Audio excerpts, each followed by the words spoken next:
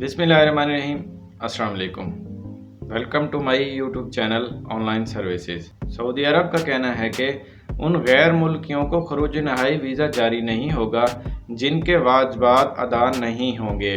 मुकम्मल तफसील से पहले जल्दी से हमारे चैनल को सब्सक्राइब करें और बेल आइकन प्रेस करें ताकि आप भी रहें हमारी हर खबर से बाखबर। अरब मीडिया की रिपोर्ट के मुताबिक सऊदी महकमा पासपोर्ट ने वजाहत जारी की है कि बिल और हकूक़ की अदायगी के बगैर फ़ाइनल एग्ज़िट वीज़ा जारी नहीं किया जाएगा। खरूज नहाई के उजरा के लिए ज़रूरी है कि तारकीन उसकी शराइत पूरी कर चुके हों। मुमलिकत में नाफिज कवानीन पर अमल करना भी लाजमी है। जो शहरी खरूज नहाई पर जाना चाहते हैं वो मोबाइल समेत तमाम बिल्स अदा करें। सिस्टम में उनके नाम पर कोई गाड़ी और किसी का कोई हक ना हो। गैर मुल्की के नाम से माजी में कोई गैर मुस्तामिल वीज़ा भी रिकॉर्ड पर नहीं होना चाहिए।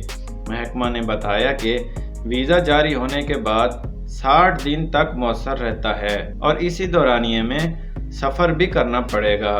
बसूरत दीगर जुर्माना आयद होता है।